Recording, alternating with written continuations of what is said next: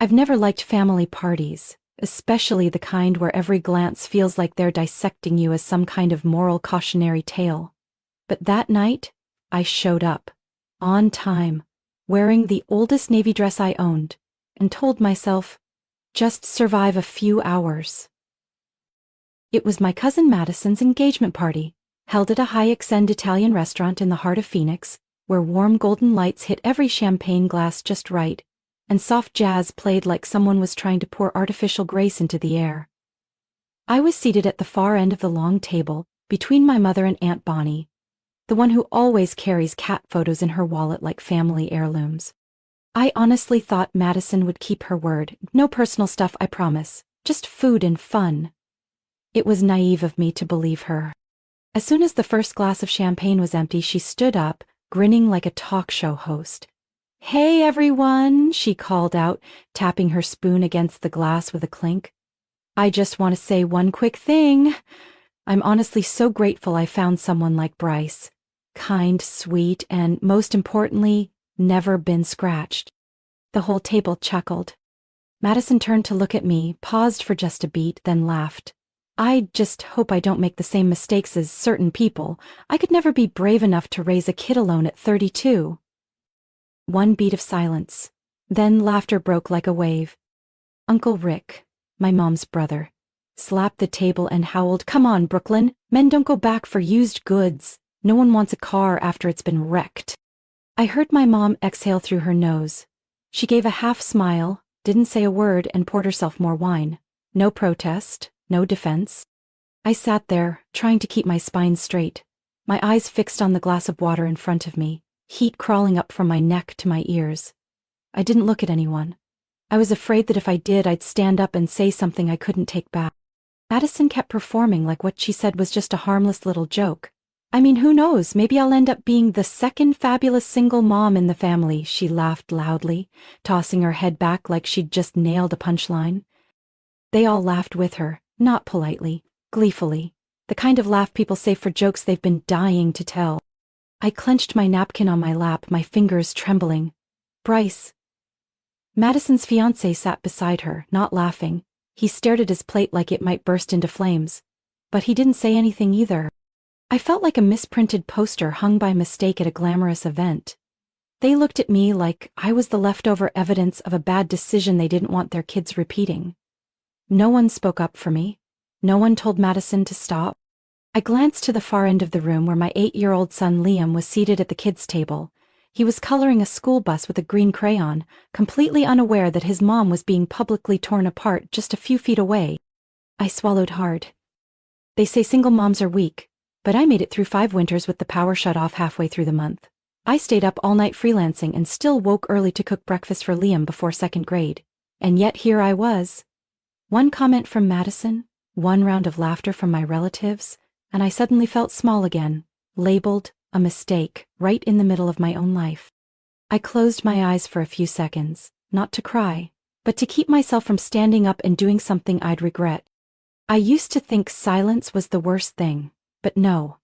The worst thing is the look in the eyes of people who once called you family, when they decide you're a warning label. When I found out I was pregnant, I was 23. I'd already planned to transfer into the master's program in social work down in San Diego. But then came one red line. Then 2. Then a call that went unanswered. And finally a short text. "I'm not ready." My mom called it a consequence. She didn't yell, didn't get angry, just set down her teacup, stared at me for a long time and said, "Brooklyn, at least maybe you'll learn something from this."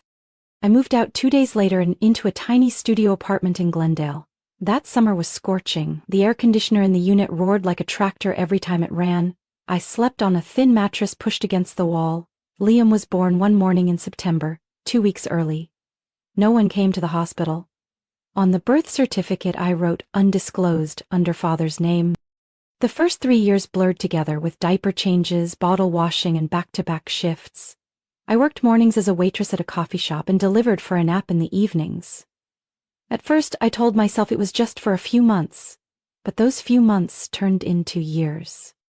Rent was the thing that stared me down at the end of every month like a final warning. There were times my bank account dropped to exactly $12. I waited outside the library at 7 a.m. just to use free Wi-Fi to apply for jobs. I ate instant noodles for a week straight to afford cough syrup for my son. And my family? They never asked, they only judged. At the few family gatherings I dared show up to, Aunt Angela would ask, half joking, "Brooklyn, still doing those little side gigs? Why not ask Uncle Harry for a desk job? It's got AC and insurance." As if I hadn't tried. As if I didn't have solid reasons for refusing to work under a man who once called me the only stain on our family name. As for Madison, she once burst out laughing when I told her I was picking up editing work for international students at night. "So, you're reading other people's term papers for money. That's efficient."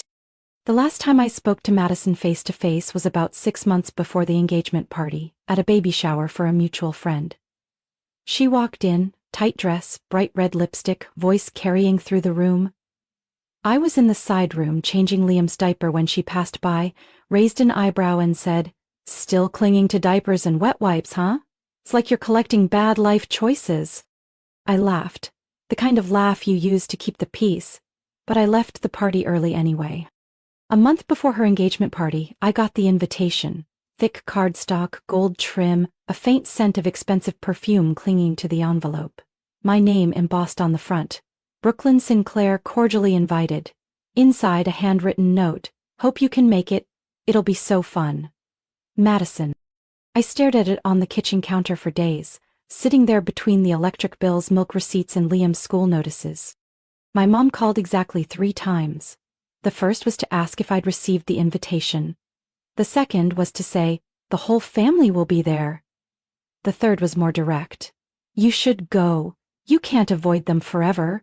Go, eat something, smile a little, keep the peace. It's just one evening." I understood the subtext. Don't cause a scene. Don't make anyone uncomfortable. Don't embarrass the family because of you. So I went. Not because I wanted to, but because I'd grown used to swallowing things that needed to be said.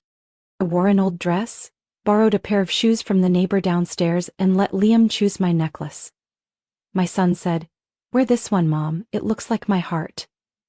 He didn't know that he was the only thing that still made me feel like I had worth in my own eyes. I didn't go for the party. I went to remind myself that I wasn't afraid of their stares anymore. Even if I had to sit in a room full of people who once treated me like a living warning label, I would still walk in. The moment I stepped into the reception hall, I knew I wasn't genuinely welcome.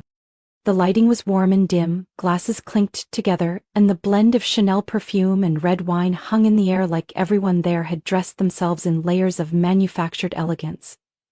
I didn't have that kind of layer. What I had was clarity. Madison came over first. Her red satin dress hugged every curve like this party was her own personal runway. She tilted her head, lips curled in a way that said more than her words. "Oh, Brooklyn! I really didn't think you'd show up. Are you here alone, or did you bring Liam?" I smiled, keeping my tone even. "Liam's here. He's over in the play area."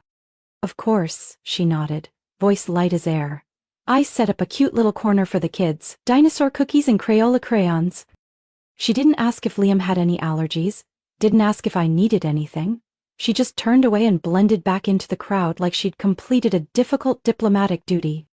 A server led me to my seat, at the very end of the table, between Mrs. Diane, the one who still sends weekly prayer chain emails to everyone, and Mr. Stan, who manages to insert a Vietnam War anecdote into every conversation regardless of context. My mother had arrived earlier and was seated a few chairs away. She glanced at me as I sat down, then looked away, as if weighing whether to start a conversation or pretend she was really focused on the piece of baguette in her dish. I set down my purse, pulled out my phone, and quickly texted Liam. "I'm at the last table on the right. Text me if you need anything." Liam replied with a photo of his coloring page. A purple-toothed shark against a sky full of light blue stars. I smiled, just for that. "What are you doing now, Brooklyn?" Mrs. Diane asked without looking up from her salad. "I'm still freelancing," I said. "Oh, like online articles and stuff?" She smiled like I'd just told her I sold cotton candy at the state fair. "Does that come with health insurance, honey?" I didn't answer. That question was never about concern. It was her way of saying, "You're not doing okay and we all know it." Mr. Stan chimed in. "I tell Mary all the time, being a single mom is rough. Without a man it's all wobbly. But hey, Brooklyn's lucky to have such a well-behaved little guy." He laughed heartily, like he'd just awarded me a survival medal. I picked up my glass of water, took a sip, and reminded myself not to react. Not here. Not now. Another cousin, Haley, brushed past behind me. She patted my shoulder and leaned down to whisper, "That dress is fine, a little vintage." And then she vanished like a passing breeze. I looked around the room. Polished smiles, cheek kisses with eyes that darted elsewhere. Everyone looked successful, polished, perfectly curated. But everything felt as thin as frosting on a too-dry cake. Pretty, but unable to hide the bitterness underneath. Liam was still seated just a few feet away at the kids' table, completely separated from me and the world of carefully controlled facades. I saw him breaking a cookie in half to share with the blonde girl. For him, this was just a night of toys and sweets. For me, it was a constant effort not to let each breath turn into a sigh. Madison stood in the center of the room, glowing with laughter beside Bryce, her fiancé, who looked like he had borrowed his smile from someone else. He held a wine glass but didn't drink. Every so often, his eyes drifted toward me. Once, our gazes met. Just for a moment, then he looked away. I didn't know what he was thinking, and I didn't care. What I cared about was the fact that I'd been seated at the far end, deliberately placed out of view, like an object that didn't match the lighting, and they thought that would make me stay quiet, stay small. But what they forgot is this. I'm no longer the girl who cried in the bathroom at 23 over a single text message. I've survived more than anyone in this room would dare admit to. And if they thought tonight would be the night I'd lower my head, then they've clearly never seen me walk through a storm. As soon as the main course was cleared, the lights in the room softened, the background music faded, and Madison stood up. I saw it coming a few seconds before. How she adjusted her dress, glanced toward the center of the room, and lifted her glass with a look of giddy anticipation she didn't even try to hide. "Attention, everyone!" she beamed, like she'd just won the lottery. "I just want to say a few words before dessert." People turned toward her, smiling faces, a few phones raised to capture what they assumed would be a sweet, memorable moment. I set my fork down gently. A chill crept from the back of my neck down my spine. Bryce sat next to her, his face tense. He wasn't smiling. Just stared down at his wine glass, slowly turning it in his hand. Madison raised her glass high, her voice ringing out with smug pride. "I still can't believe I'm marrying someone like Bryce. He's smart, calm, responsible, and most importantly, so patient." The room erupted with laughter. A few whistles came from the left side of the table. Mrs. Diane placed her hand over her heart, nodding like she was witnessing the love story of the century. Madison waited for the laughter to die down, then squinted playfully. "Honestly, I just hope our marriage doesn't end up like some examples around this room." She turned her head just slightly, but it sliced through me like a blade. "What I mean is," Madison went on, twirling her champagne glass, I don't think I'd be strong enough to raise a kid alone at 32. I admire that, truly, but I leave that kind of greatness to someone else." A few people let out bursts of laughter like they couldn't hold it back. Someone at the end of the table said, "At least the car hasn't been totaled like some of the older models." "Oh, come on," another voice chimed in. "I doubt the trade-in value is even half of what it started at." Laughter roared again, sweeping across the room like a wave, drowning any space left for decency. My skin felt like it was burning. Every cell in my body wanted to disappear. But I stayed seated. I didn't walk out. I didn't lower my head. I just placed my hands on my lap, clutching the napkin until it wrinkled into a crumpled mess. Madison kept going as if she'd just wrapped up a light-hearted joke. She shifted topics to how she'd made Bryce give up his gaming console, how she organized the wedding planning in Excel, speaking in a flat tone like she was reciting a well-rehearsed script. But the laughter didn't roll as loud this time. A few people exchanged uneasy glances. No one said anything, but no one stood up either. My mother looked down, awkwardly studying her wrist like she'd just realized her bracelet was missing. Bonnie sat silently, her dessert spoon frozen in midair. I glanced around, looking for Liam. My son was still at the kids' table, drawing a rocket ship with a green crayon. His face was lit up, innocent in a way that made my chest ache. He had no idea his mother was being shredded just a few steps away by people who once claimed to love her. He also didn't know that when I named him Liam, I chose a name that meant resolute protector, because I hoped that even a part of him would grow stronger than I ever had to be. I remembered the night 2 years ago when I had to hold Liam while we slept in the car after being evicted. I remembered sitting there, my hand shielding his little head, whispering to myself, "No one will ever laugh in his face. I'll take every one of their laughs if it means he never has to." I bit my lip, pressing it tightly to stop the words forming in my throat from coming out. Because I knew this night wouldn't end with Madison's cheap joke.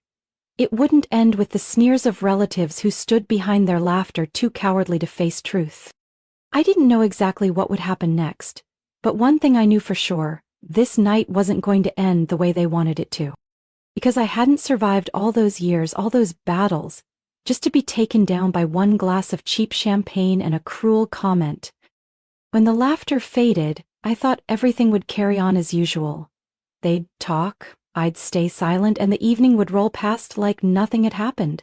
I was used to being the name mentioned as a cautionary tale, a what not to do story wrapped in a few smug jokes.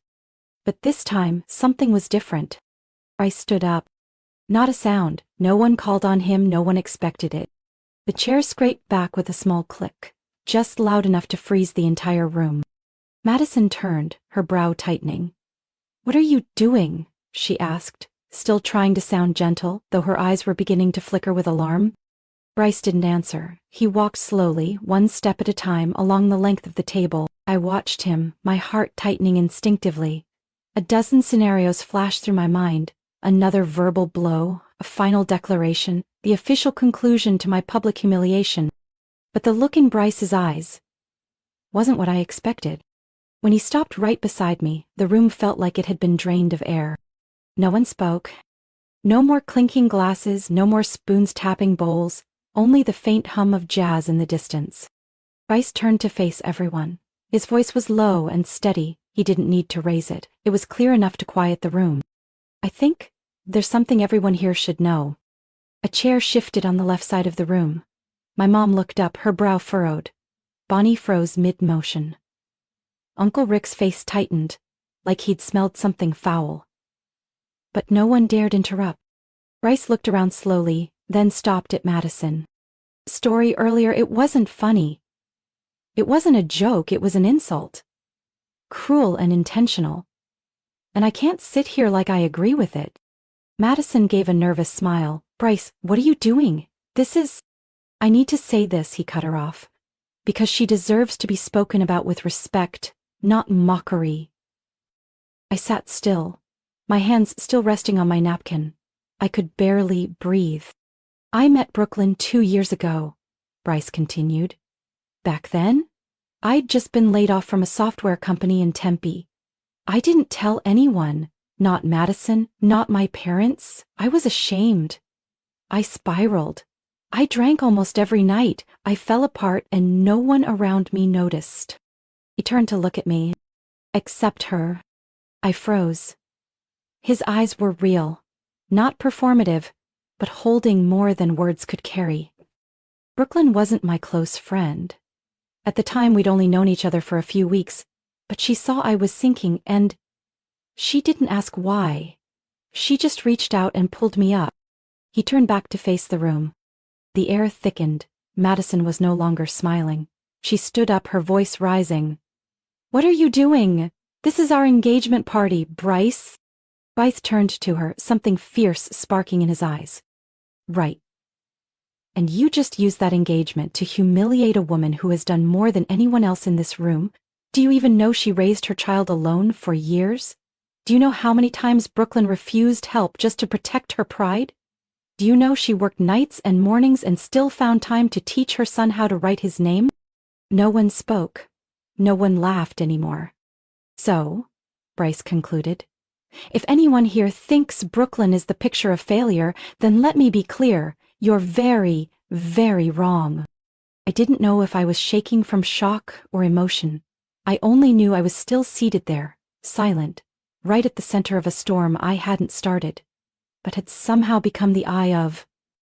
Liam was still across the room, carefully coloring the last flame beneath a red rocket ship. Calm, untouched. I glanced at Bryce again. Not because he rescued me, but because, after all these years, someone finally stood tall and told the truth about me, in the very place that had swallowed my self-worth whole. Bryce didn't back down. His voice remained calm but sharp. Sharp in the way a scalpel is, not to soothe but to cut away the mask in a room full of faces that had just finished laughing.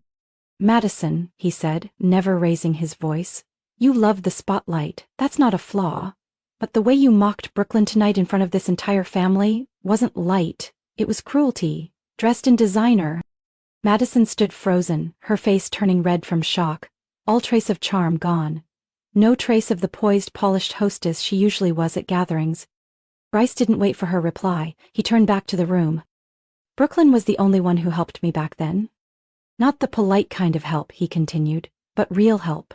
She read every line of my resume, stayed up with me all night to write cover letters, called a former friend in HR, drove me to my interview because I didn't trust myself to be steady enough behind the wheel. He turned to me. She even watched a child she didn't know, just so I could meet the hiring manager, and not once did she bring it up. Not once did she expect credit. I swallowed hard. The room had gone still. As if every person there had been forced to hold up a mirror to their own conscience. So? Bryce looked back at the crowd. When you sit here laughing at her, mocking her for not having a husband, for being a single mom, for not being refined, you're not just laughing at a woman. You're mocking the strongest person in this room. I heard my mother make a soft sound, barely a gasp, like a thread snapped in the middle of that silence. I turned to see her face away, her fingers tightening around her water glass. Madison cut in, her voice like steel. You're being dramatic.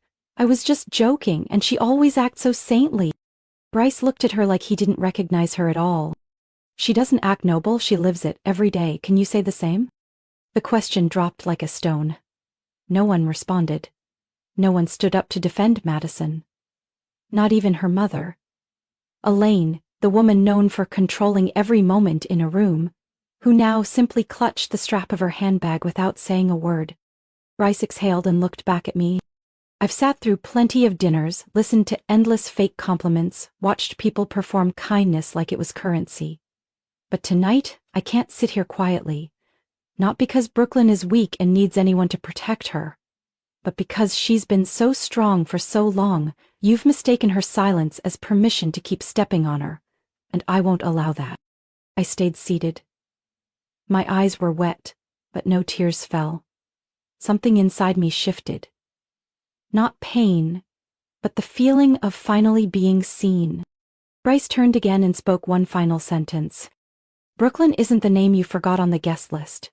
She's the only person in this room who actually saved someone. And you're sitting here laughing at her like she's the stain on your wedding. I'll say this once. If any of you think being a single mother is a failure, then you've never understood strength in your entire life. The room fell so quiet it felt like someone had sucked all the oxygen out. Madison sat down, her face pale. I turned my head and saw Liam look up at that exact moment, waving at me with a bright smile. He smiled back. And for the first time in years, that smile wasn't forced. The room stayed unnaturally still. No more laughter, no more snide remarks. No one stepped in to rescue Madison. The confidence on her face had drained away, replaced by a simmering frustration she couldn't hide. She sat back quickly, shoulders stiff, eyes scanning the room like she was searching for backup. But no one offered it. I looked around and saw everyone avoiding my gaze. A few tried to bury their faces in their wine glasses. Others busied themselves cutting into dessert as if it suddenly demanded all their attention. Some looked genuinely uncomfortable, but most simply stayed quiet. The same silence that had followed me for years, ever since I chose to be a single mother and was quietly pushed aside. My mother still sat there, her hands folded in her lap, her silver bracelet faintly trembling. She looked at me for a long moment, not with disapproval, not even disappointment, This time her expression was something closer to realization. That maybe, just maybe, she had been wrong for far too long. And that for far too long her silence had been a form of complicity. I didn't wait for an apology, I didn't need one, because no apology could undo the years I spent biting down and raising my child alone while they all pretended I didn't exist, as if I were a blemish not worth mentioning at family dinners. I turned to Bryce. He stood beside me, saying nothing more. His eyes didn't need to explain. There was only certainty. Steadiness. He wasn't rescuing me. He was simply standing there as a mirror reflecting the truth that everyone else in the room had refused to face for far too long. He leaned in slightly and said quietly, "You don't belong here. And you don't have to stay." I nodded, not for permission, but to confirm something I had known for a long time. That I no longer had anything to prove to these people. I stood up. Slowly, but with resolve. The chair slid back with a dry scrape that echoed through the stifling quiet. I didn't look around to see who was watching. I didn't seek a reaction from my mother or Madison. Bryce had already said everything that needed to be said, and everyone had heard it. I walked toward Liam's table. He was still focused, adding more stars to his drawing, completely unaware of everything that had just happened. He looked up when he saw me, his face lighting up. "Mom, I'm done. Can I bring this home?" "Of course," I said, crouching to help him fold the paper gently. "We're heading out now, okay?" "I'm hungry," Liam said softly. "The spaghetti got cold." I smiled. "Let's stop by our taco spot on the way home." He nodded, cheerfully stuffing his crayons into his bag. I held his hand and walked with him across the long room, past dozens of eyes watching us in silence. Some avoided my gaze, some looked down. A few glanced at each other but said nothing. As I passed my mother, she didn't move. Only her eyes followed me. I paused for a second, not to wait, just to let her know I saw her, I saw all of them. And I kept walking. Not for her, for me. Bryce stepped aside to let us pass. He didn't touch me. He didn't act noble, he simply nodded the way a man does when he respects a woman. Truly respects her. Her doors opened, and for the first time all evening I took a full breath. The night air was cool, no longer heavy with perfume and pretense. Just me and my son. And a road ahead that finally felt open. Free from stares, judgments, and fake smiles. I didn't look back. Not out of pride, but because there was nothing behind me worth looking back at. I drove slowly through the familiar streets of Glendale. Liam sat in the back seat, eating his taco and humming some tune he learned at school.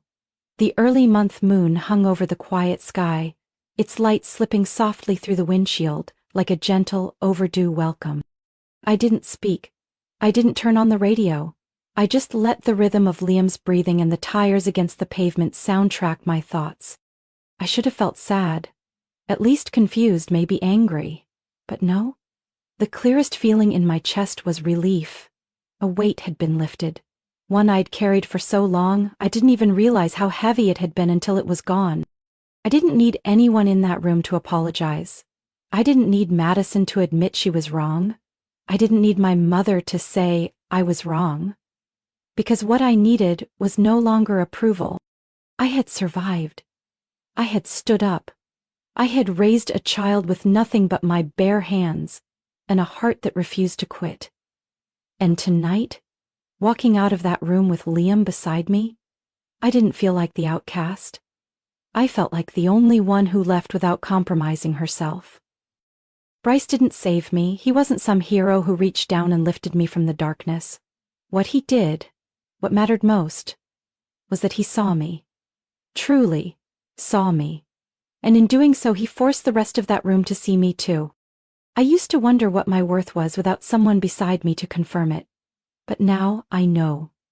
I don't need anyone's permission to be strong, to take up space, to speak my truth. I don't need applause to walk forward on legs that once trembled, that once staggered, but never collapsed. Liam had already drifted off to sleep by the time we got back to our apartment complex. I turned off the engine, stepped out, opened the back door, and gently lifted him into my arms. And in that moment, I realized I had won. Not the cinematic kind of victory, No fireworks, no spotlights, but something quiet, lasting, and real. I had kept the light alive in my son without letting the world's darkness drown him. After tucking Liam into bed, I sat for a while in the living room, still in the same dress I'd once worried was out of fashion, barefoot, hair loose. The warm yellow light fell on the rocket ship drawing he'd left on the table. I looked at it, then at my reflection in the mirror, and I knew I was enough. I didn't need to be prettier, I didn't need to be married, I didn't need to be wildly successful. I didn't need to become anything more than who I already was. The woman who once broke, who once stayed silent in the face of shame, but never let that silence define her.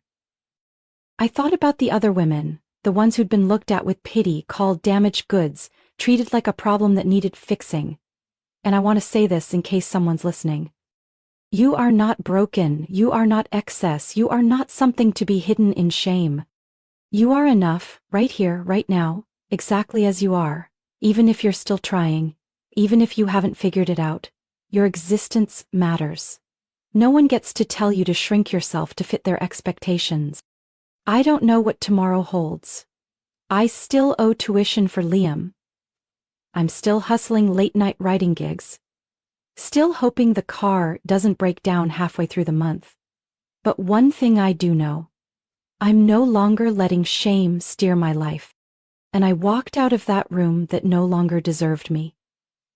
Upright, hand in hand with my son, without asking permission, without needing anyone to tell me I had the right to exist as I am. Brooklyn's story isn't just about overcoming shame and judgment.